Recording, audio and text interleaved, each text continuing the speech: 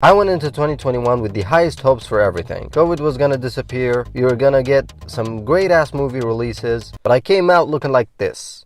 This has been a year of disappointments and underwhelming results. We started 2021 with the highest hopes in terms of how this year was gonna go. We were gonna get the vaccines and everything was gonna be normal again. Lies, lies, lies. And in the other area, the media area, I came into 2021 with such high hopes for so many titles coming out this year. But most of them fell very flat. Cherry, I thought, was gonna be the movie of the year. And nope, Tom Holland gave a stellar performance, but the movie had one of the biggest pacing issues I have ever witnessed. Dune was supposed to be the greatest thing ever made, and despite the fantastic visuals, a lack of great storytelling and a weak ending made it just not the most memorable experience. A lot of promising trailers, but no real good movie to back that shit up. But it's alright. Despite all that, I enjoyed a lot of films this year, 2021 releases or otherwise, and I want to talk about them. So, without further ado, this is my official best of list this year.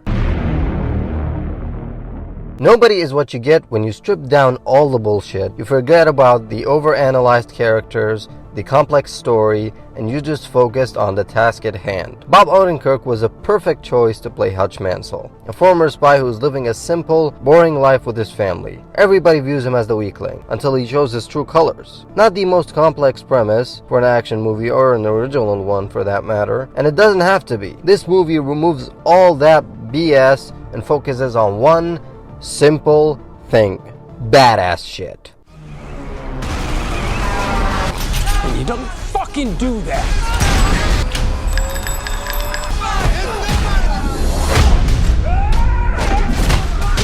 Give me the goddamn kitty cat brace!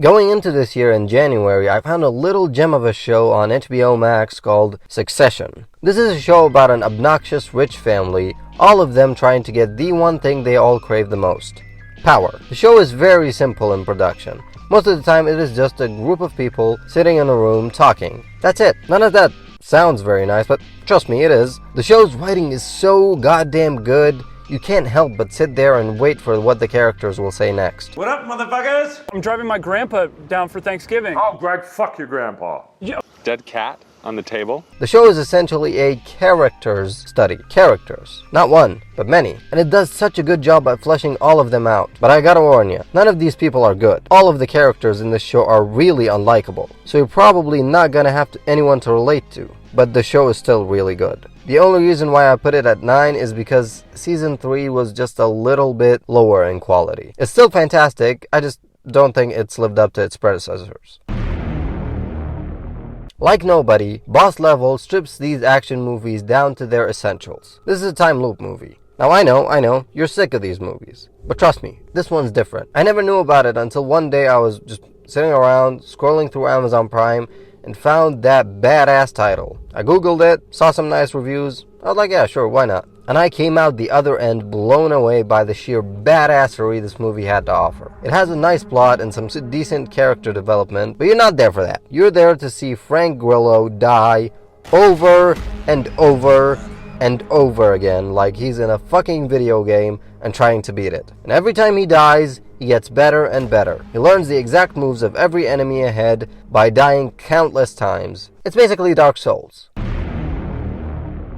Now this was one of my most anticipated movies of the year, but it's also probably the main reason why I was so disappointed this year. Adam McKay is one of my favorite directors, mainly because of The Big Short. And yes, this disaster movie was good, but my expectations were so freaking high, there was no way they could have lived up to them. We ended up getting a blend of Vice and Anchorman, which isn't as cool as it sounds. But the movie was still fun as hell. Adam McKay never fails to make the audience laugh as usual, and the movie has some nice performances and a pretty intricate, bonkers doomsday plot where the craziest shit happens in the end. This comet contains $30 trillion worth of material. What do trillions of dollars matter if we're all gonna die? Oh, no, what if we're rich? That would be terrible.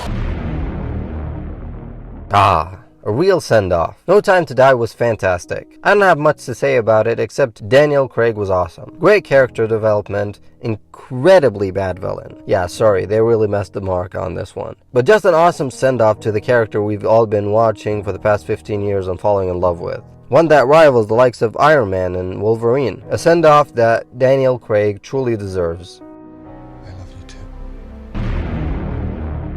The Trial of the Chicago 7 has been one of my great finds this year. Not a 2021 movie, but Aaron Sorkin, so I don't care. As always, just no words. The writing in this movie is some of the best Sorkin has ever done. A truly well-written story about freedom of speech and the right to say no. Sacha Baron Cohen, for once, shines in an actual serious performance that is well deserving of an award. He got nominated, but he didn't win. Some really angering and triggering moments in this movie. Fuck that judge. But it's well worth it because everything in it truly pays off. Huh, Jeremy Strong twice on this list. Nice. I know. Now wait a damn minute, hear me out. Now I expected to go watch Free Guy in the theaters, have a few laughs as I usually do when Ryan Reynolds is involved, enjoy some of the action, and come out the other end forgetting the whole thing in a day. But boy was I wrong. This movie is frickin' special. A movie that talks about the true price of freedom, and what it means to live your life free. A subject that is very important to talk about in our times especially. And it is well executed. On the surface, the movie is a straightforward comedy,